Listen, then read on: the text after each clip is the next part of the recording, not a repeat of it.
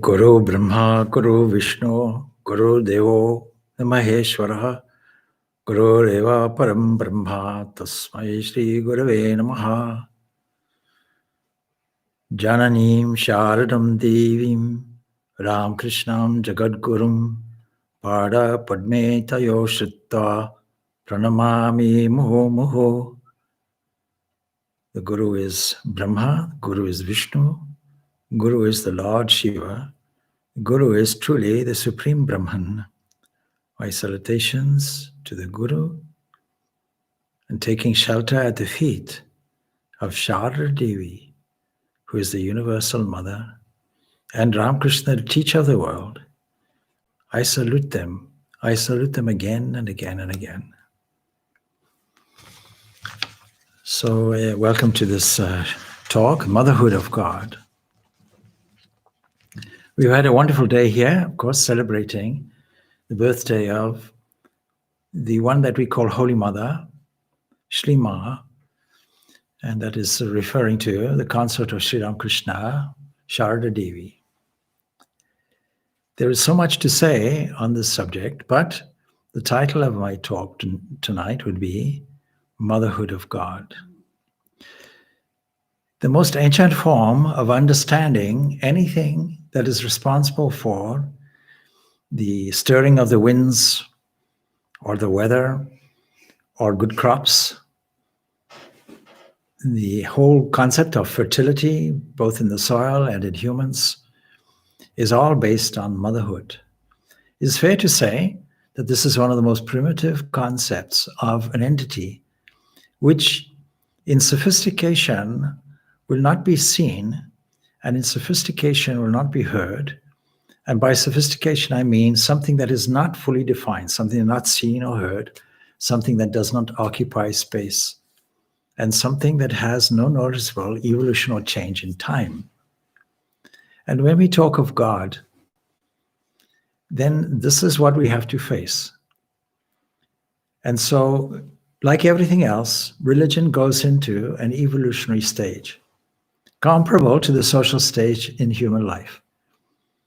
First of all, as a small child, we become dependent on others, and we accept everything that others have to tell us. Modern psychology calls this, in the whole area of transactional psychology, the parent script. That is, that anything that is bigger than us, anything that is more informative, since we know nothing as a child, as an infant. We don't know it's dangerous to cross a road. We don't know that fire is dangerous. All we know is what we are told and the information that we gradually gather. And a child is very, very sponge-like, will absorb so much information in a short period of time. Just think about it now, how difficult some people think it is to learn a language in adulthood, but a child does it in a mere 2 years, a whole brand new language it learns. And all the time is getting information about new things. And some things may be familiar, some sounds may be familiar, but they're starting to shape some idea of what is there. And the first bonding feeling that they have will be with a mother. It's not true to say that the first word a child says is Google. I often joke like that. What's the first word a child says? Google. But certainly the first relational term that they understand and that they express is ma or ama or any of these terms as a natural affinity for a mother, because a mother is naturally the support system. And the mother was one with you over the 9 months of gestation, and on birth is the source of all your nourishment, all your comfort, all your needs are taken care of by a mother. The inference, of course, is that a mother who is a good mother will have no time to look after herself. Her needs will come second, child's needs will come first as a natural, spontaneous thing, not necessarily just exclusive to human beings, but this is for all species. Every species knows how to look after their young. So this whole concept of motherhood seems a very, very high point in understanding what is God when we consider the other points of evolution. First thing, beyond accepting everything as true because we know no better, is true of our social life, it's true of our physical life, it's also true of our spiritual life. We start with blind faith. We start by absorbing all the things we are told without questioning. The various traditions, the various rituals, all of this comes into our scope. And unquestioningly and trustingly, we practice it. But just as our social development changes, we come to another era where we are asked to do things that we don't necessarily like. And the motivation for it will be reward and punishment.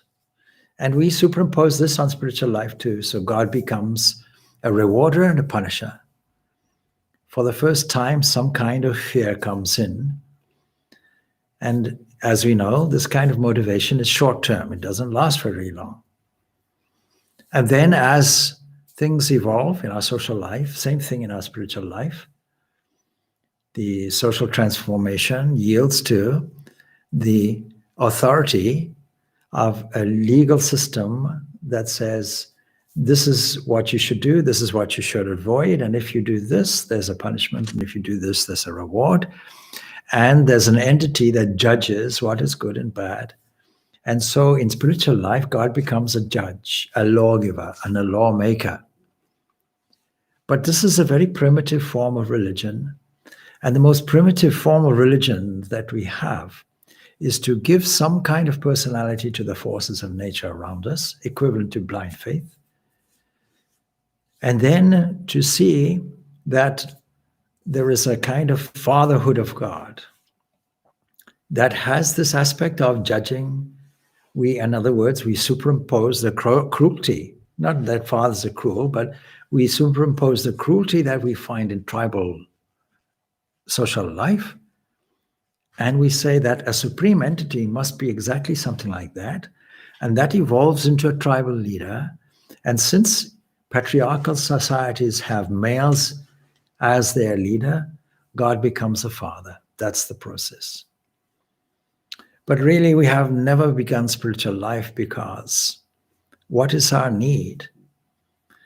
Surely, this reward and punishment, whether here or posthumously, can yield to some common sense.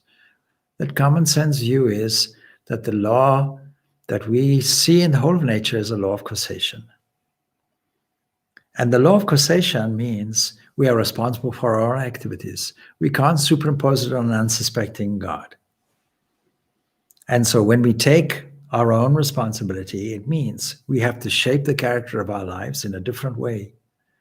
And in doing this, we have to find the highest ideals. And the highest ideals will be not in oppressing others. It'll occur to us how the world is a terrible place when people make war. Look today at the primitive inheritance that we have, not thinking of the other person. We're happy to make war.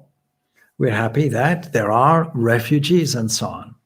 And when I say happy, I mean ignorant of, or completely emotionally blank about. We have no emotion about it, no compassion. And when things are running at a distance, no compassion there either. When something is close at home, when there's a tragedy at home, when one of our relatives is ill, or when we have some kind of financial difficulty, or when we know of some national crisis, we're immediately orientated toward that, and then our feeling comes out. Supposing there's a difficulty in our neighborhood, the whole community can spontaneously get together and help the neighbor out, a community spirit. We have seen this in the COVID-19 virus, where devoted people who are dedicated to doing their work, self-sacrificing people in the medical profession, people on the front line, doing their best at their own risk, at the risk of their own health, and still doing it What makes somebody do this? What impels somebody to be so compassionate, to be so selfless? Is it God? No, not necessarily. It's human nature that is in contact with a local situation. But do we have the same compassion for something that is happening in Myanmar, or something that is happening in Zaire, or something that is happening far away from us? We're completely immune to it, unless we hear it on the news. And then we may get a fleeting glimpse of an event on the distant horizon. As long as we're far removed from it, we're okay. But surely the highest ideal will be that compassion that is overall, that is universal, that goes beyond the scope of simple genetic compassion and love. Even a dog will have love for its own, a kind of genetic love that will protect its own. And we use that with dogs in protecting our own territory because they take it as their territory. And any other dog or animal that walks in, they bite and fight and scratch and combat and defend their territory and yours at the same time. There's nothing sophisticated in this. There's no higher cultural aspect of this at all. No, the highest love will surely be that love that we described as the nurturing love of a mother with a child. And so, really, the highest evolution of a relationship with a God that we know nothing about would have to be to see God with motherly qualities. If we see God with fatherly qualities, as many religions do, we have something of a difficulty. We might be reinventing the tribal aspect. If you had a bad father, then to create another bad father will not be good. And so there has to be some psychological suitability for a chosen ideal of some entity that is beyond the scope of our imagination, beyond the scope of our imaging, beyond the scope of space and time. But at least we have quality.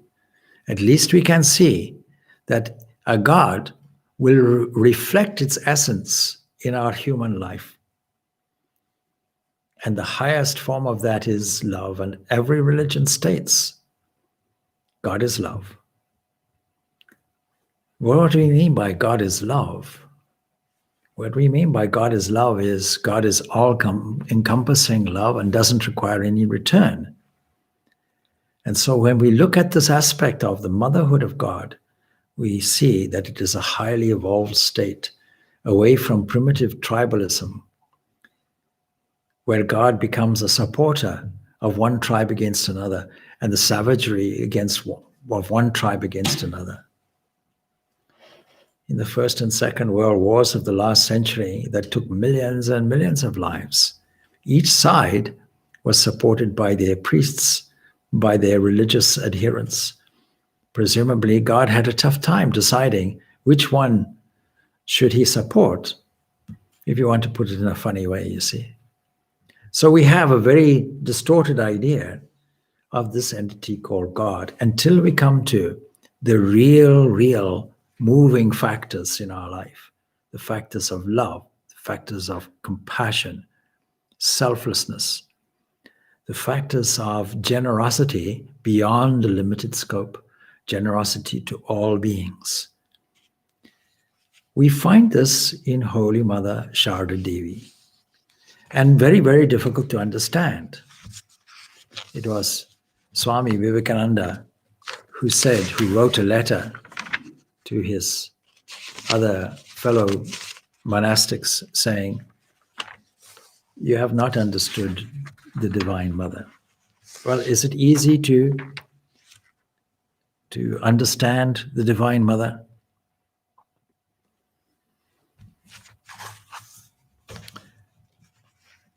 This Divine Mother was difficult to understand even in her own lifetime.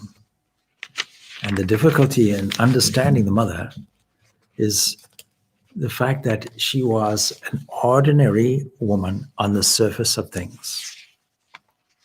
You have not yet understood the wonderful significance of mother's life. None of you. This is what Swami Vivekananda wrote. He wrote it in one of his letters. But can we, in hindsight now, with history's river flowing beneath us, understand this mother?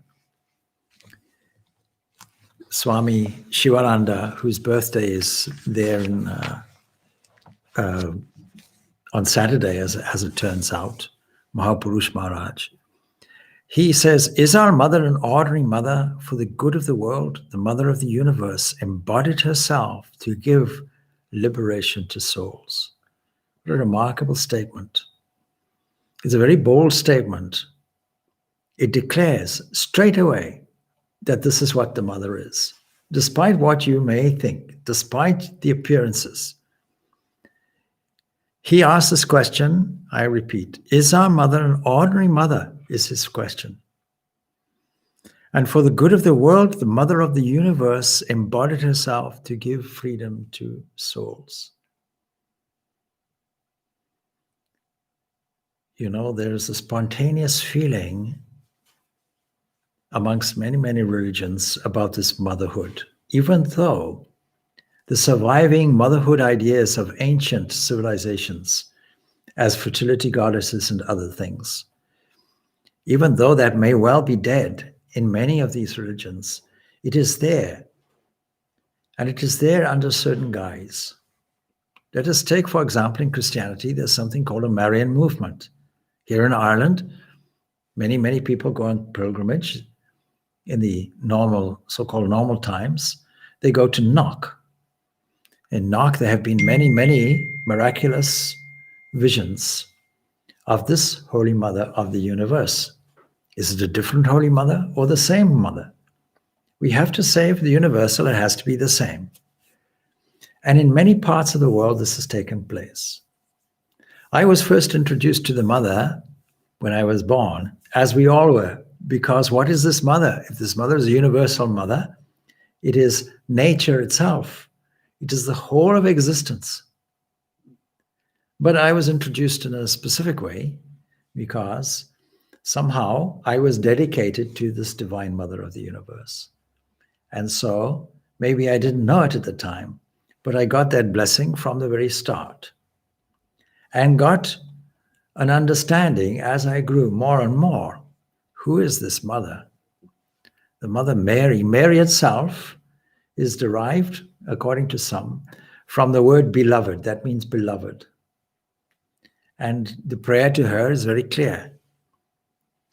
So we may substitute the word beloved. So that is salutations to that beloved one who are full of grace. What do we mean by grace? It means there's a flowing goodness and love everywhere. And if we look at it closely, it'll be evident. But if we take it for granted, we won't even bat an eyelid. We won't even see any morsel of it. The Lord is with you. That is the highest ideal, is with you. Blessed are you among all female forms.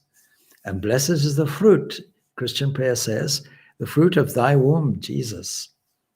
We understand philosophically how this comes about, that the universal Mother creates through a cosmic mind. We call this philosophically Hiranyagarbha, the golden seed or the golden womb, from which everything else manifests.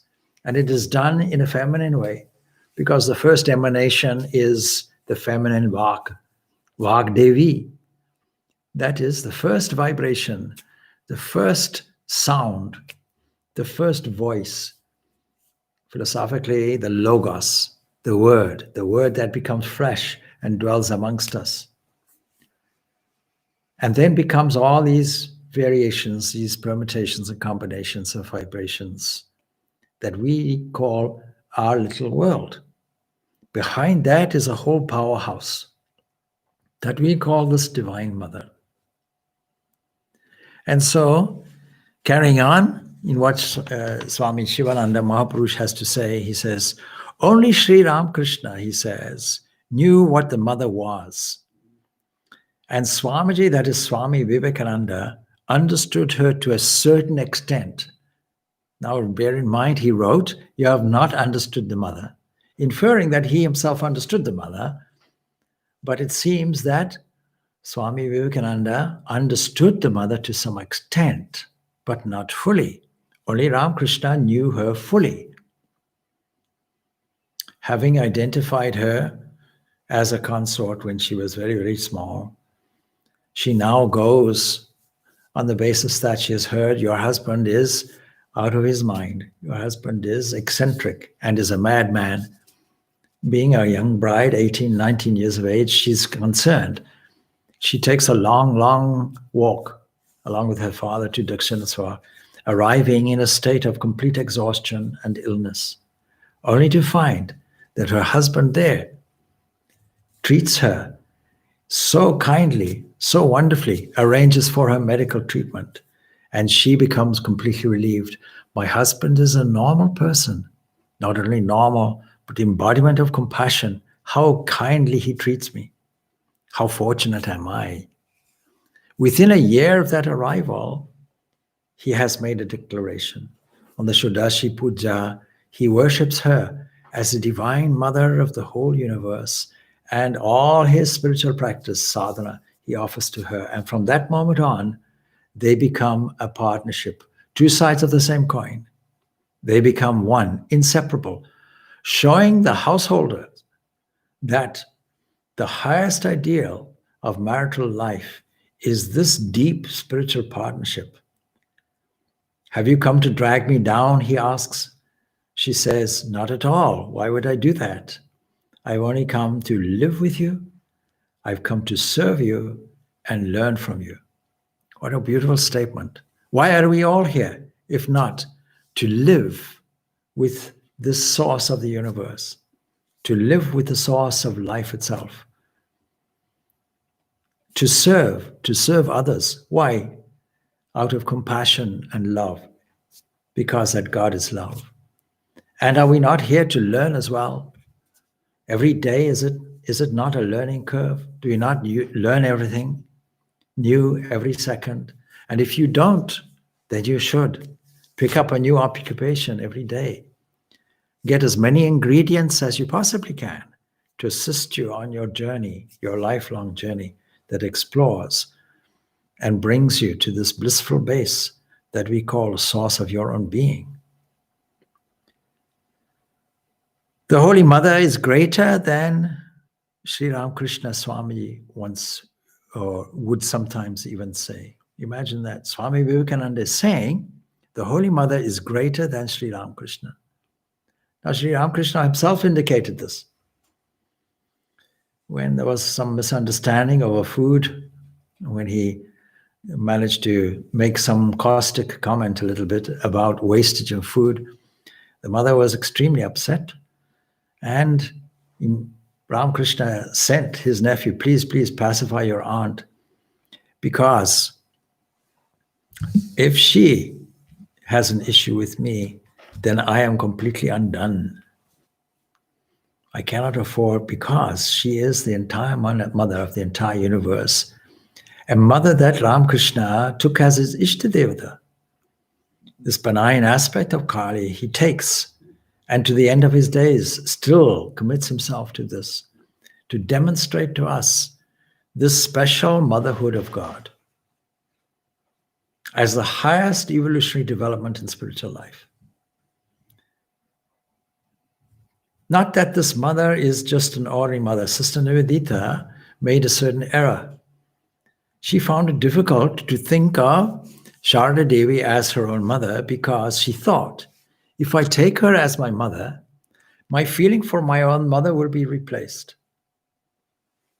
But you see, she understood eventually, no, it's not that kind of mother. This is a universal motherly principle that sits behind the universe and evolves as the universe. Everything within the universe is she.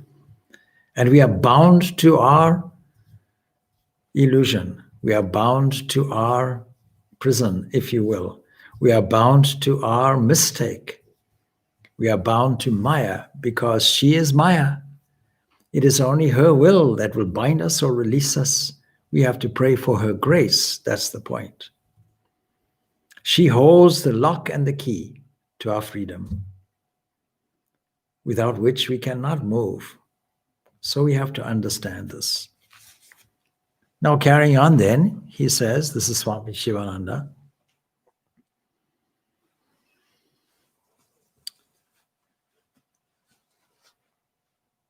Such was his great regard for the mother. Sri Ramakrishna once said, if the one who is residing at the Nahabad, that is where Holy Mother was staying, meaning the Holy Mother, is cross with one for some reason, it is beyond even my power to save this person.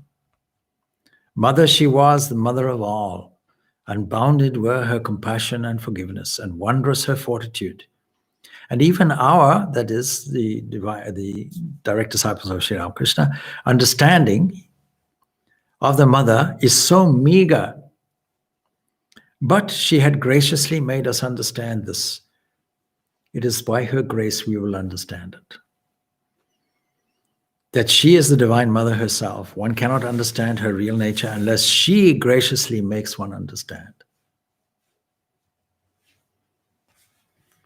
Sri Ramakrishna incarnated himself in human form for establishing the Yuga Dharma, that is, the religion for this age, that tells us about the divinity of the divine, the mother of the universe, that tells us about this manifestation in all female forms, literally. And if you don't, you have not understood Ramakrishna, and you have not understood the manifestation of power, which we call a Divine Mother. So he came for establishing this new way of thinking, this evolved religion that will drive us forward. Why is it evolved? Because the only thing we need is love. If we had this generous love, this infinite love, would there be any wars? Would there be any criticisms? Would there be any sadness? Would we not have the generosity to alleviate the poverty of education and poverty of material things? Would there be any misery in the world, or certainly would there be less misery in the world if we were all engaged in this principle of love and exhibiting it? So he was the establisher of that, but the mother incarnated herself for fulfilling his mission. He was the establisher and she was the fulfiller. It's a kind of yin and yang. You can't have one without the other. These are two inseparable entities. So that when he ultimately passes on, she was never really a widow because she always knew and felt his presence all the time. And when she was sad, when she was weeping, was it out of her own misery or out of compassion? So fulfilling his mission, but how can we ordinary mortals understand this?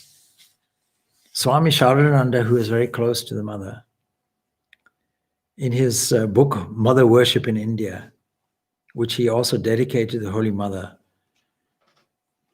he says, by whose gracious look the author has been able to realize the revelation of divine motherhood in every female form. Once the Swami was questioned by a disciple as to how it was that the Holy Mother only took 2 or 3 minutes to give mantra diksha, initiation, to a devotee, whereas Swami Sharananda and others would take 30 minutes at least. And to this, the Swami replied that the very touch of the will of the Mother, Holy Mother, was sufficient assurance that the disciple that had surrendered to and had been accepted by the Master, because she would dedicate them to the Master.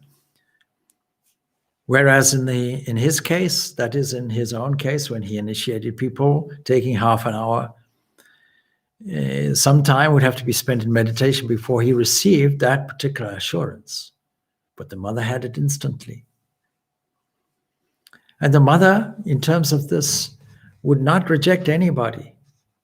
As soon as somebody called her Ma, mother, she was obliged to do something for them. And so she was truly the mother. She was mother of those who were the sinners and those who were the saints. She was a mother also, in her own words, of the animals, of birds, of all creatures, of all beings. And only a divine mother could have this kind of love, let us see. A friend said, I have lived so long in the company of the Holy Mother and you all, but how is it that I cannot understand the mother in the least? This was a question to Swami Sharananda, and he said, what can we understand of the mother? This, however, I can say, that I have never seen such a great mind. Bear in mind, she wasn't learned in a formal educational sense. And I do not hope to see. It is not within our capacity to comprehend the extent of Mother's glory and power. I have never seen in anyone such attachment, nor have I seen such detachment. She was so deeply attached to Radhu. Radhu was her father. She had no father, and her mother was a little mad, and mother took hold of her and looked after her. And therefore was her surrogate mother, was her virtual mother, and so attached was her to this. But in the end, we understood why. Because it was the one thing that kept her from going off into her own divinity. And as soon as her end was near, she was able to detach instantly. Mother, you are now telling that Radhu should be sent away on this occasion. But what will happen when you will like to see her again? Mother replied, no, I have not the slightest attraction for her anymore.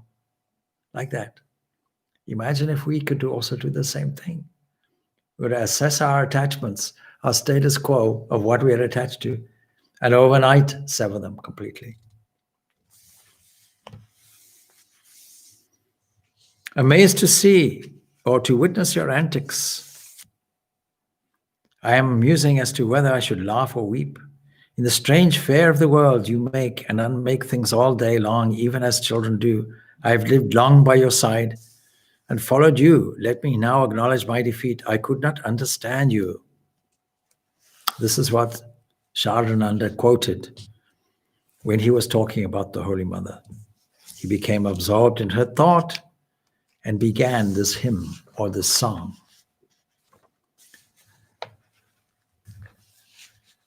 The remarkable thing about the Holy Mother was her unremarkability. When we think of saints of any religion, we think in artistic terms of people who live in caves or monasteries or nunneries or convents, people with a pious look on their face, looking upward, with a halo around their head. But the real saintliness lies in the normal things of life. She was playing many different roles. One of the roles she played was as a householder, somebody looking after a household, doing the cooking, doing the cleaning, dressing the vegetables, and showing us how we can practically conduct our spiritual life, doing all our normal activities.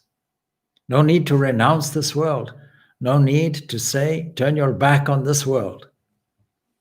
Following this example, embracing this world and sublimating it, taking ordinary things of the daily life and transforming them into spiritual activities. Swami Vivekananda was the head, Holy Mother was the heart, and the two of them together were the activities. He was Jnana Yoga, she was Karma Yoga, Bhakti Yoga, and together they were Karma Yoga. Him externally means doing service for others in a social context, uplifting the poor, servicing society. Holy Mother did it in her own way.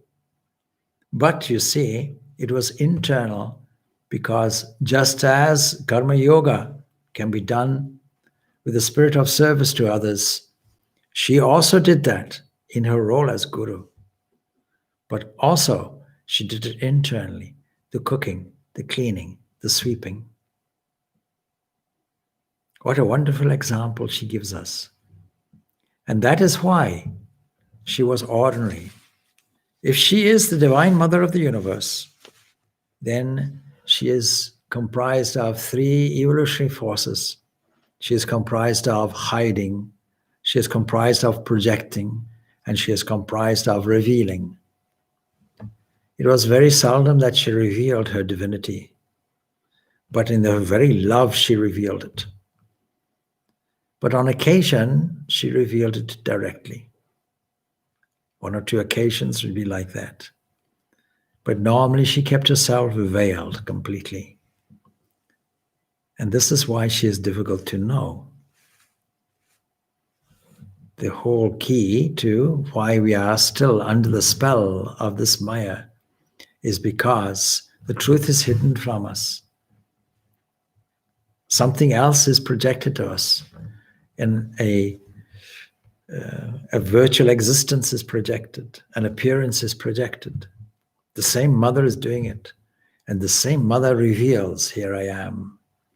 And how can this revelation take place except by exhibiting this highest of qualities, this supreme love? The motherhood of God, ultimately, of course, what do we mean by God? God, the English word God, comes from the Germanic hud, which means, ultimately, because it's derived from hutam, Sanskrit, the one worthy of offering something to. And so, what should we offer to?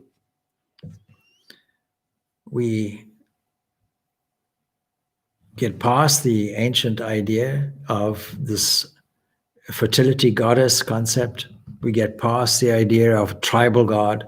We get past the idea of a jealous and punishing entity until we come to this generous spirit of love, where she states herself, I am the mother of all, the virtuous and the wicked. And she has no orthodox agenda.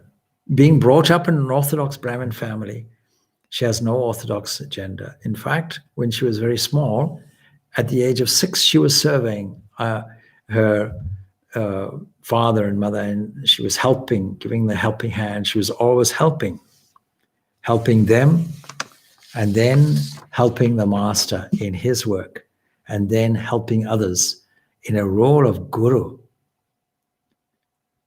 She was told by other women, you see, you're married to a monk, you'll never have children. She brought this to the attention of Ramakrishna, who laughed. He said, you'll have thousands of children. And as guru, she had thousands of children. And all of them came to the mother, and all of them went away with something. None of them went away disappointed. Even her closest companion, Yogin Ma, was confounded. But you see, in these modern times, something is there about her face. There is a story of one of the Ramakrishna Mission monks who happened to go into a store and see a Muslim with a picture of the Holy Mother. And he said, who is this person? He said, I don't know. But isn't she your mother? Isn't she my mother? Isn't she everybody's mother? Isn't there something about her face that says it? And we find this happening all over the world.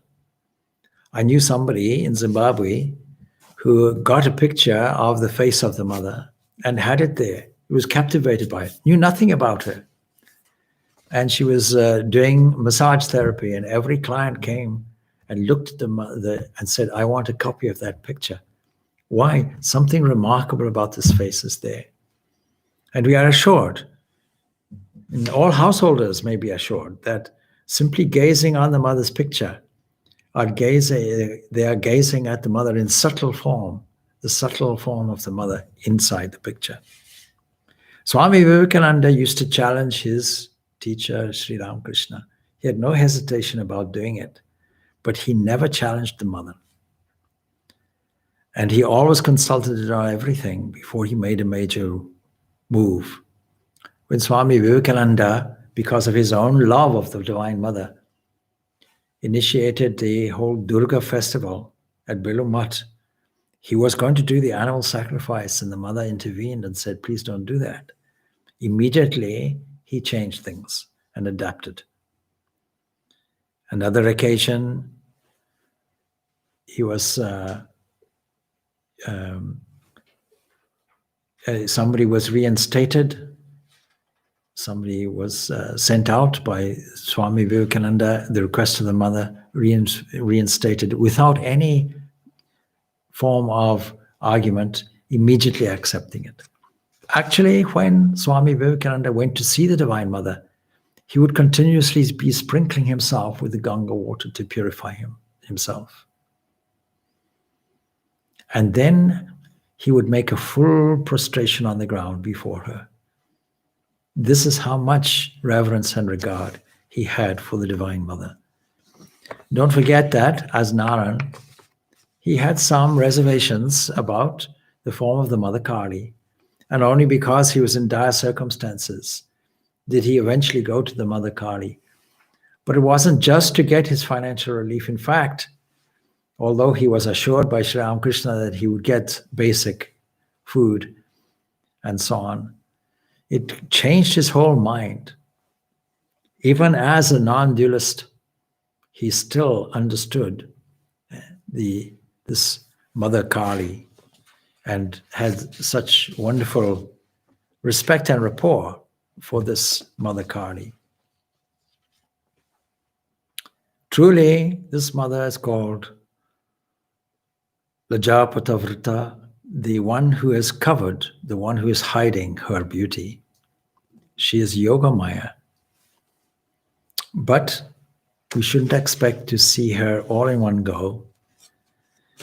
If she was a universal goddess with royal attributes and weapons, as we see many, many aspects of the Divine Mother of the universe, we might hesitate. She might be very far away, just as when we see God as a father figure, an extra cosmic creator, that God is far away from us. But the mother brings us intimately close. That intimate closeness is the most useful thing for this age.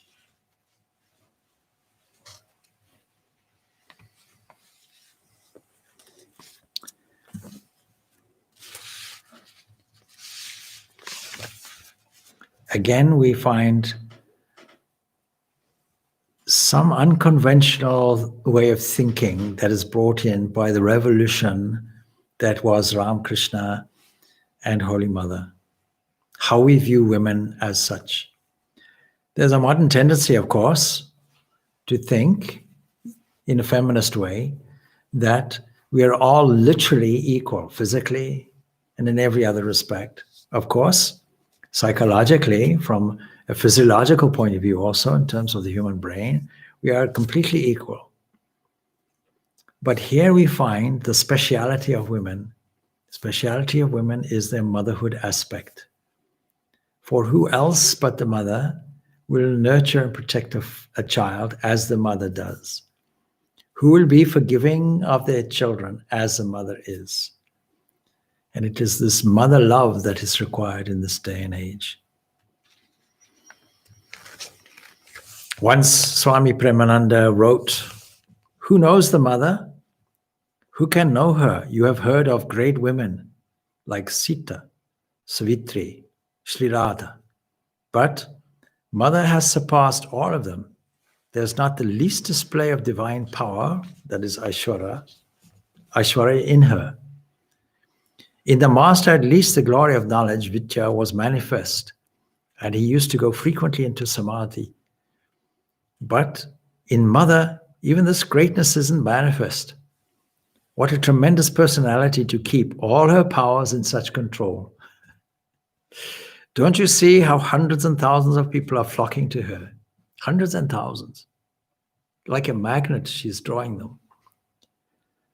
She possesses infinite power, Shakti, and benignity, Have you not noticed how the Empress of the universe is playing the part of a beggar woman at Jarambati, cleaning the house, washing utensils, winnowing rice, and even removing the plates of her devotees after they have taken their food?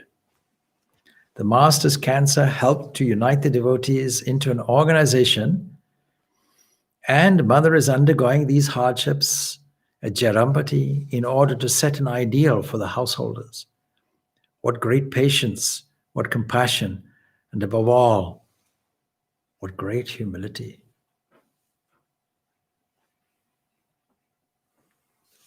When the mother was at Madras, what is now Chennai, on her way to Rameshwaram on pilgrimage and other places of pilgrimage in the south, the devotees and the friends of the Mutt and there at Chennai used to come and inquire of Swami Ramakrishnananda whether she was going to deliver any lecture or speech. That was the kind of yardstick by which people measured spirituality, greatness. They measured it by intellectualism.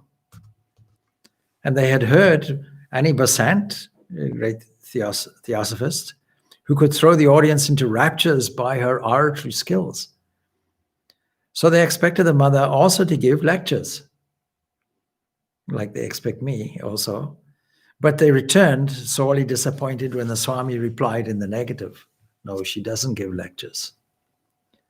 What a pity. They missed a great opportunity. If only they had cared to sit at her feet for a few moments, they would have been immensely profited by it. Now, the person who is writing this is my guru, Swami Vireshwarananda, who is a disciple of Holy Mother. And even in his presence, he didn't speak a lot. I always tell people the funny story of me encountering him first. And I thought, such a great person, 10th president of the Ramakrishna Math Mission, he's going to give me some wonderful spiritual wisdom. He's going to open his mouth and transform my whole life. And he paused and he began to open his mouth, smiling at me. And I thought, here it is. I'm going to be transformed. His words are going to have an instant effect on me.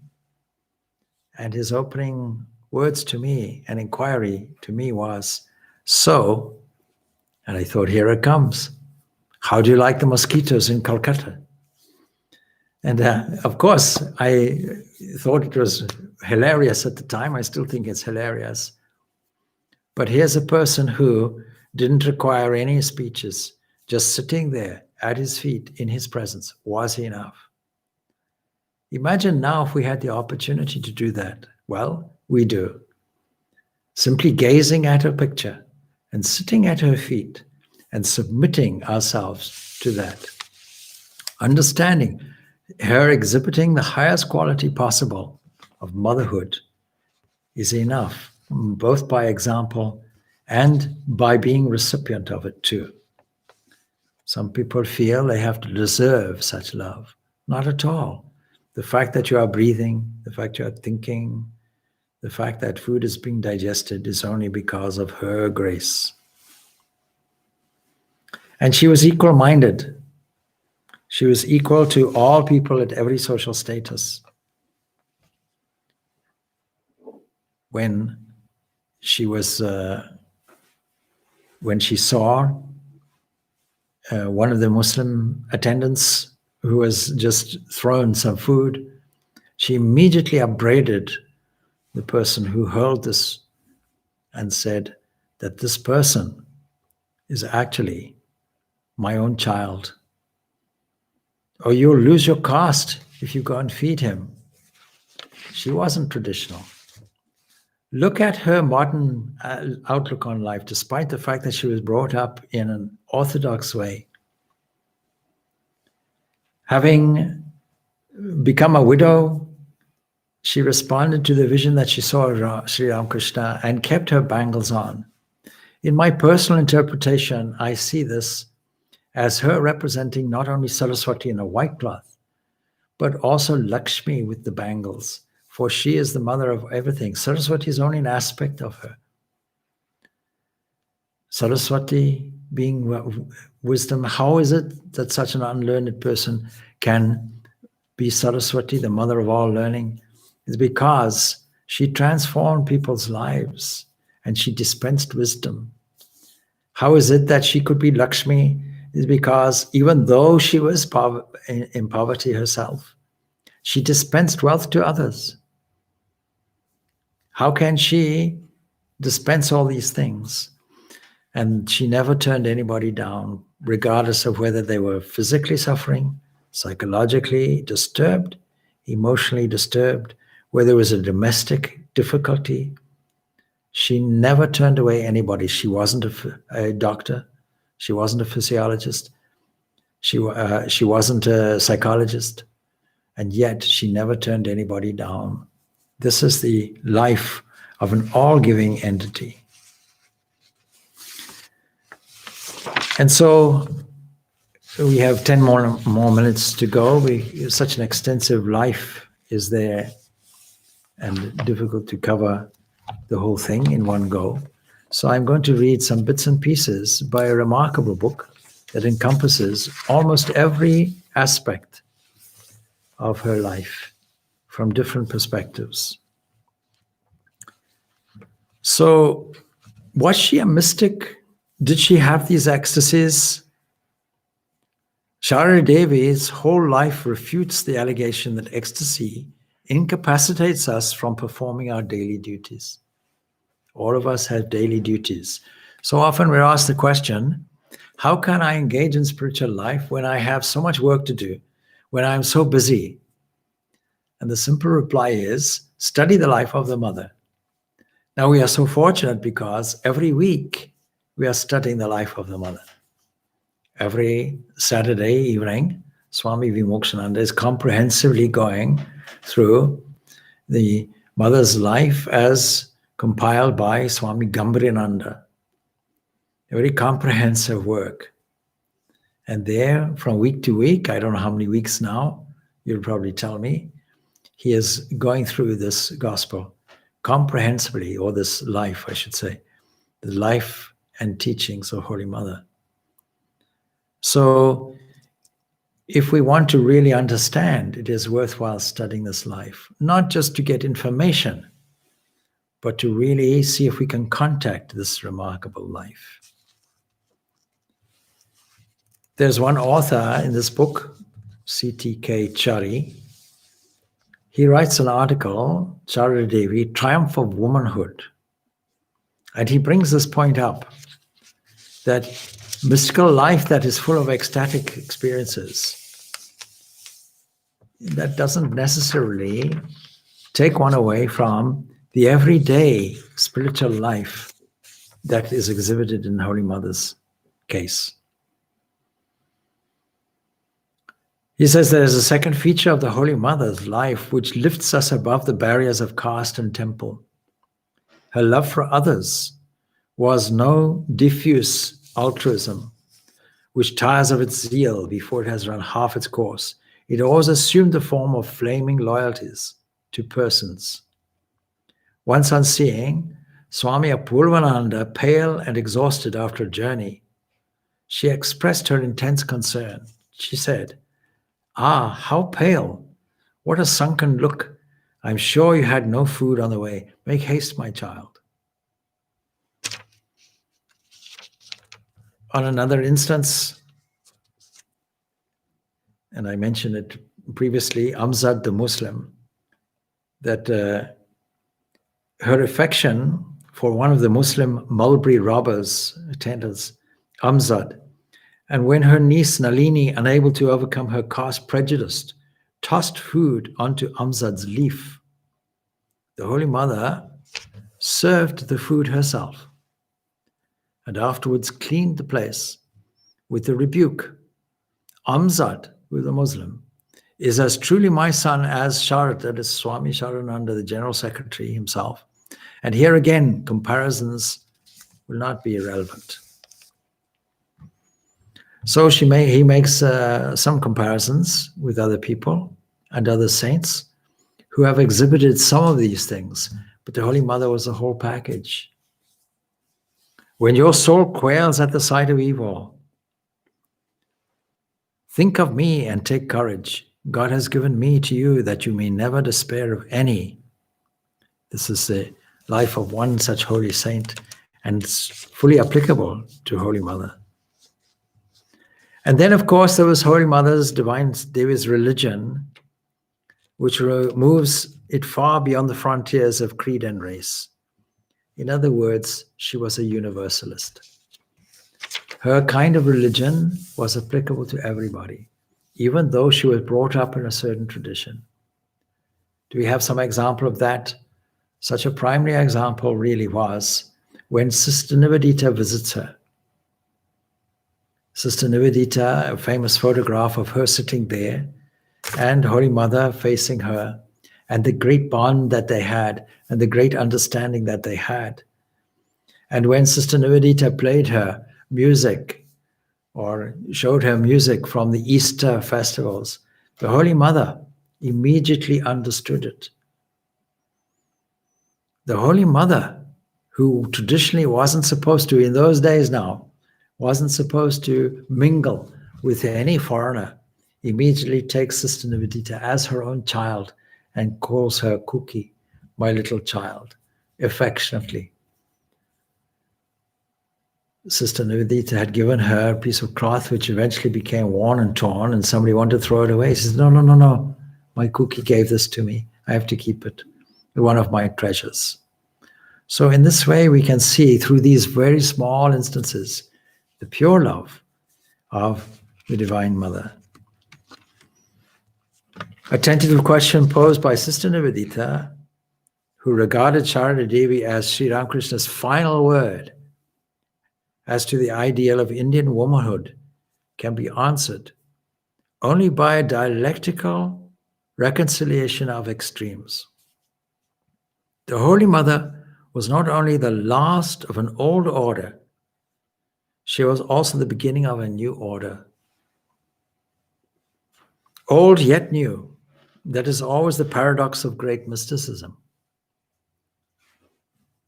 One holy person, Abbe Huvelen, famously said of the mystics, they do good by what they are rather than by what they do. Great and imperishable as the deeds of Sharada Devi are, she should be remembered not for what she did, but for what she was, radiant and triumphant womanhood beyond the creeds of the world. Om Shanti, Shanti, Shanti. Peace, peace, peace be unto all.